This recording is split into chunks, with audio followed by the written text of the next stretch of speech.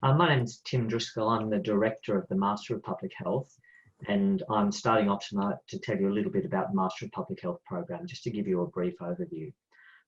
Before we get started, I'd like to acknowledge the traditional custodianship and law of the country in which the University of Sydney campuses stand, and also the regions of anyone who's listening in.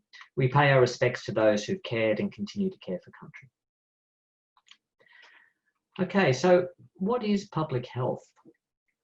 Look, there are various ideas, but the way I look at it is that it's approaching the health of the community, looking at the population rather than focusing on the individual.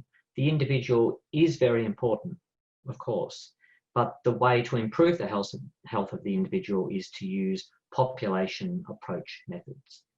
And I've given you some examples of public health issues here. I won't read all through them. You can have a look at them. And there are many, many more. But if you look at that list, you'll see that there's really a wide range of conditions that you will know about or you will read about in the paper on a daily basis that are either directly or are related to public health.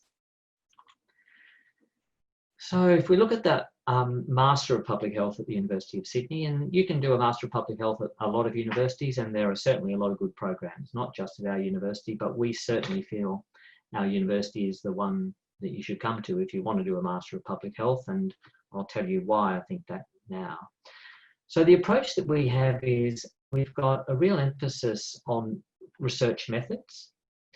We focus on disease prevention, health promotion, and we've got a particular emphasis on Indigenous health, Indigenous public health, which we think is a very important area. We've got a wide range of electives, so we have some core units I'll talk to you about, but we've got a very wide range of electives, so you can change your program, modify your program to the areas that particularly interest you or you think would be good from a career point of view. We've got 4 specialist pathways. I've listed them here: chronic disease prevention, health promotion and advocacy, communicable disease control, and research methods. And you can specialise in any one of those, or you can decide not to specialise and take a more general approach. And these are not restrictive. They're just a way for you to focus on an area that you're particularly interested in or you feel is very important. We've also got quite a lot of flexibility in the way that we run the course. So you can do the Master of Public Health completely face-to-face if you want to, or you could if we weren't stuck at home as we are at the moment. But once we're out and about again, you can do it completely face-to-face or completely online, or you can have a mixture of the two. The course is 3 semesters long if it's full-time, and of course you can take longer if you're part-time. The semesters begin in February, at the end of February, and second semester begins in early August. This is the structure of the degree. I won't go into great depth, but if you look at the top, we've got 6 core units that you will do during your degree. Critical challenges, which is giving you just an introduction to many of the concepts in public health and has a particular emphasis on Aboriginal public health and on ethics in public health. Disease prevention and health promotion, which is a core approach in public health. Health policy and health economics, which is one of Carmen's, his Carmen's strength in health policy. We've got 3 methods units: qualitative research methods, biostatistics, and epidemiology. And you will certainly come out with a very strong grounding in research methods in public health if you take the degree. We've got the wide range of electives I mentioned in any of the specialty areas or in general. And then at the end of the degree, you need to do something called a capstone, which is supposed to be a unit that integrates what you've learnt earlier in the degree. So you can do a specific capstone unit, or in its place, or in addition, you can do a research project unit, an in-depth research project if you're interested in research. We've got many opportunities to do both research and to do some sort of professional placement. So we've got the capstone project, as I mentioned, often that's done in conjunction with people who are working out in the community in public health. We've got a special project, which is like the capstone, but gives you a little bit more flexibility to do a topic of your choice. We have the research project, and we also have what's called a professional practical placement unit, where you spend 6 weeks or part-time equivalent of that out in the community working in a public health area on a public health project. People are often interested to know, well, what will they do? Where will they work if they do a degree in public health? Now, public health will qualify you to work in a wide range of areas. And I don't want to go all the way through them, but here's an example, 5 examples of what you might do and where you might work. And there's certainly a wide range of places that you can work. And I think it's reasonable to say that if you want to work in public health, you need an MPH, because there'll be a lot of people now who have an MPH who want to work in that area. And to be competitive, you really need a public health degree, ideally at the master's level, if you want to work in public health. Now, you're probably thinking, well, that's all nice, I'd like to do it, but how much will it cost me? Well, I'm not going to go into the details of the costing, but just to tell you, we've got a number of approaches to try to keep those costs to a minimum. One of those is Commonwealth supported places. And we have quite a few of those available. They're not available to all students. We have to do it on a competitive basis. So I just want to emphasize here, we assess everybody who's eligible, who applies for the MPH in terms of getting a CSP, but we really need a CV to do you justice. So make sure when you're applying, include a CV. And finally, we've got a range of scholarships in the school, not just for public health, for most of our degrees, and certainly for the 3 degrees we're talking about tonight. And I'm just listing them here on behalf of Carmen and Camille. So the first 3, the first 3 with the single asterisks are the ones that are available for public health. The next 3 with 2 asterisks are for the Master of Global Health. And the next 2 with no asterisks are for health policy. And then there's one more for bioethics, but we're not speaking about bioethics tonight. Right, that's it for me. If you'd like to know anything more about the Master of Public Health, there's lots of ways you can find out, but certainly feel free to contact me or Erin Matthew or Ed Jegasodi, who are the academic coordinators for the Master of Public Health. We'd be very happy to talk to you. Thank you very much. Right, so thank you everybody, and welcome. And I'm speaking to you about the Master of Global Health program, which is related to the public health program, but not the same. So the first question that most people ask is, what is global health? So it's a hotly contested definition actually, but most people recognise that it's an area of study, research or practice that places a priority on improving health and achieving health equity for all people worldwide. So global health tends to recognise that health is determined by problems, issues and concerns that transcend national boundaries. So we've kind of got a big picture kind of look. So lots of the things that Tim has talked about just now in the public health program relate, of course, to public health, but to global health, sorry, but we're talking more about global issues. And I'm sure if you have a little bit of a think about it for a second, that you could be able to come up with such a problem. And of course, that's the COVID situation, which requires a global health perspective, because it's something that has crossed boundaries and is really requiring us to think more broadly than just our own country. The actual definition, as I alluded to when I first started on this slide, is in hot debate. And actually, one of our academics, Dr. Saya Abimbola, he's the editor-in-chief of the BMJ Global Health, which is a very prestigious journal, and he's commissioned this debate actually. So this is in hot debate at the moment. So the aim of our program is to enable our graduates to work productively, of course, in global health settings through an understanding of lots of the things that Tim has talked about, but also burden of disease, determinants of health and mortality, strategies for disease control and health promotion and intervention, and to be able to recognise and identify and work with the different key players. So that'll be governments at all sorts of different jurisdictions around the world, the United Nations, the World Health Organization, WHO, different NGOs, non-government organizations around the world as well, and different academic institutions in the private sector. You know, for example, Bill and Melinda Gates Foundation has been a major player from the private sector in global health at the moment. So our graduates by the end of the program are knowledgeable in global health issues, and they've developed a whole range of different skills, and some of them are here for working in global health settings, such as quantitative methods and qualitative methods, report writing and critical appraisal, strong problem solving skills, and they're sort of more open to a multi-sectorial collaboration as well, and communication, and communicate effectively, of course. So a lot of the skills that we teach in public health, we also teach in global health, but we just try and change the focus a bit so that you have a more global perspective. So the who and the how, or the how and the who. So we offer, just the same as the public health program, a full-time or a part-time opportunity, and we have face-to-face and or online.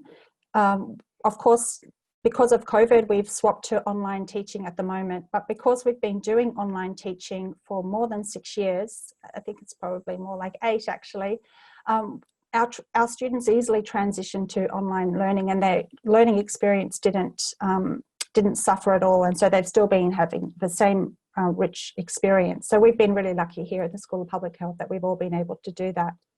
Each year we get about 100 new students, and they're both international students and domestic students. So you get this great cohort, and you build these relationships with these different people that you keep connected with for a very long time. We also have a very diverse background of people who are interested in global health, such as from the medical field, allied health, teachers, social scientists, lawyers, basic scientists, vets, media and communications. And since 2000, when our program first started, which used to be called the Master of International Public Health, but now it's the Global Health, we've had over 1,000 graduates, and here's a photo of just some of them there. Our program is got the same sort of structure as global health, as public health, but I'll just start you off down here. This is where our core units are. It's a 1.5 year program, same as public health, and you need about 72 credit points. So you start down here, you do these core units, and then you build on those in through the 2 streams, either policy and system management stream, or the advanced skills stream. And then you get to choose some different electives here. I personally always recommend the Women's and Children's Health unit, because that's the one that I teach in. And then you get to top it off with a capstone unit. And just like Tim had said previously, you get to do possibly a research dissertation if you're more interested in going down the research stream, or a different other capstone, which could be lots of other different types of projects to build on for professional work and or research. And then of course our highly popular but also very competitive international field placement capstone. And we've got international field placements opportunities for a small group of students in different countries. Some of these are listed here. And our students go off and work with one of our partners to develop a project and really help contribute to learning about a global health issue in one of these settings. Like I said, though, they're very competitive. Just the same as the employment opportunities that are offered in public health, our graduates go off and do program development or implementation research for lots of different health departments or other government departments around the world. Different multilateral and bilateral agencies as well. We've got graduates who are employed by the WHO or the Department of Foreign Affairs and Trades, and different non-government organisations, of course, both internationally and also in Australia, such as UNICEF or Save the Children, who've got offices around the world. They also go and contribute to different health services in Australia and or their home countries if they're an international student. And of course, there's academic and research institutions that recruit our students. And some of them go on to do further study. Today, I was just speaking to one of our graduates who's considering doing a PhD. If you'd like more information, please don't hesitate to contact me or Dr. Giselle Manilow, who's the course coordinator, or student recruitment, and the Master of Global Health website also has some more information. So just to remind you that Tim's already mentioned some of the Commonwealth supported places, and we also have those. And he also told you about the different scholarships that we offer as well. Okay, so I will be now handing over to Carmen, and look forward to speaking to you later. Bye. Thank you very much, Camille, and to Tim. I'm Carmen Huckel-Schneider. I'm the Program Director of the Master of Health Policy, and I'll take you through some of the fundamentals of this program now. Master Health Policy is actually an accelerated program within the School of Public Health.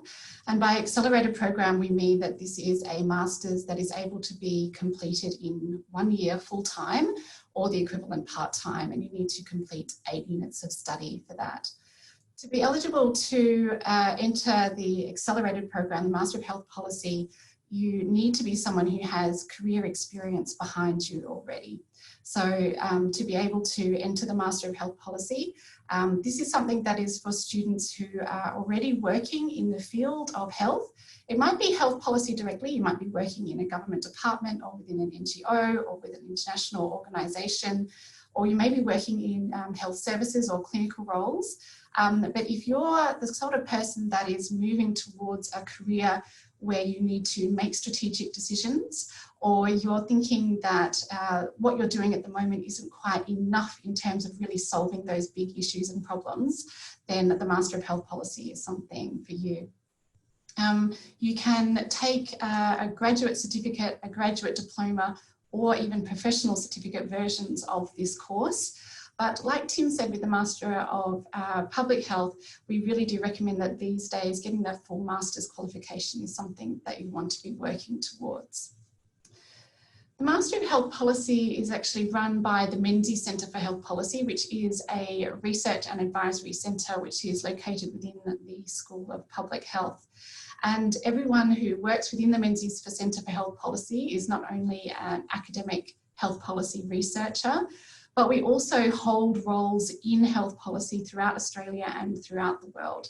So we all have careers where we are advisors and decision makers, and doing the Master of Health Policy is not only getting your education in the skills to make health policy decisions and participate in that process, but it's also getting to know us as a centre at the Menzies for Health Policy and getting to know the work that we do and how we do it.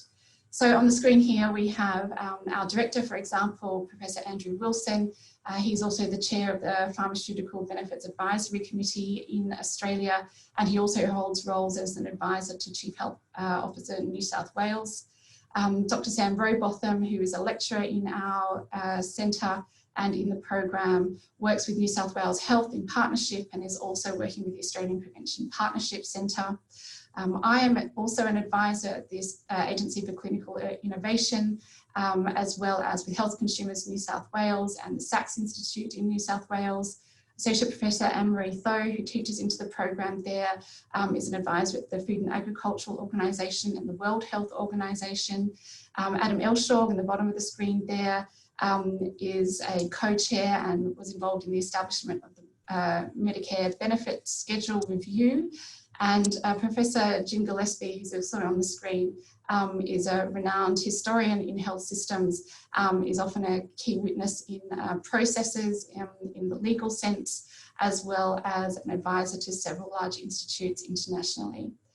So we're encouraging people to come and get to know the world of health policy making by joining us in this program.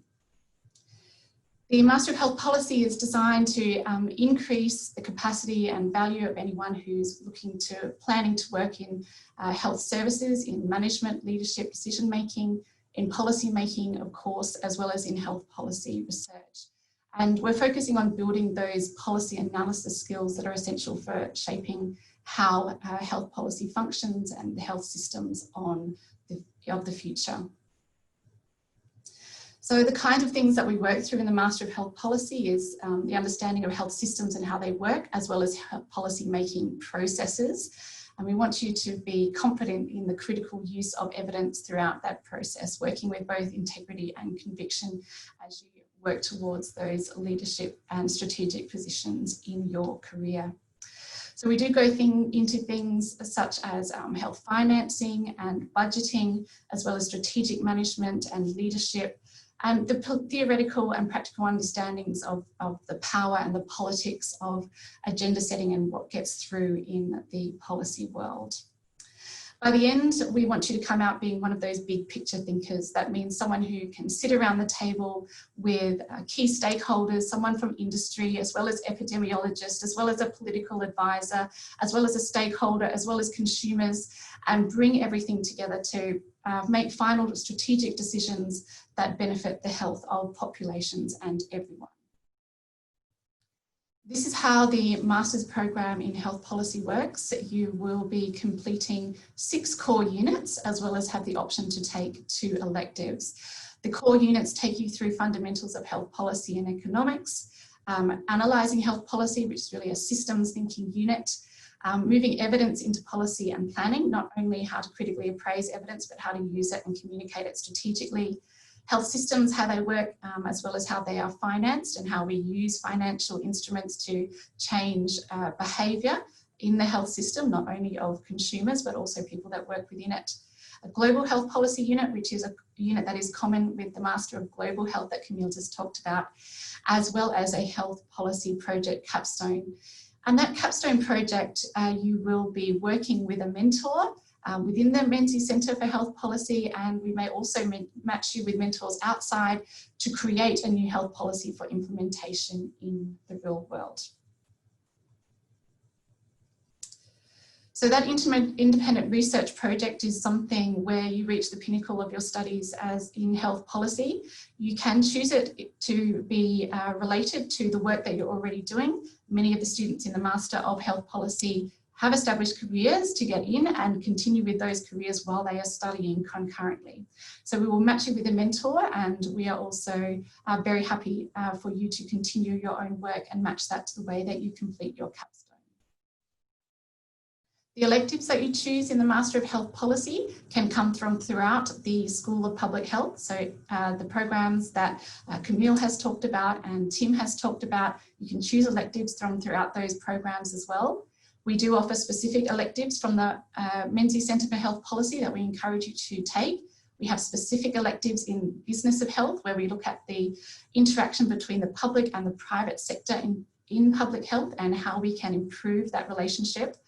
We have a specific elective on health technology management, which is becoming increasingly important in health systems throughout the world, not just Australia. And we also have a specific unit on leadership and strategy in health. Once again, getting you ready for those kinds of careers where you are managing teams, you're dealing with external stakeholders, you're managing up as well as managing down, and needing to take strategic decisions, no matter how large or small your team might be. The range of careers that you can move into ranges from different professional associations for the different medical careers, through to the health service industries, public and private, global health organisations, looking at health regulation, looking at different government departments, whether it be the Cabinet or the Treasury, the Department of Health, of course, and also the Department of Foreign Affairs and Trade. Also careers throughout local health districts, primary health networks, and of course in health ministries and departments, as well as so much more. If you'd like to find out more about the Master of Health Policy, I'm very, very happy to receive emails. My email address is on this slide. You can also have a look a little bit more at the work of the Menzies Centre for Health Policy on our website, and there's a specific website for the Master of Health Policy where you can directly apply as well.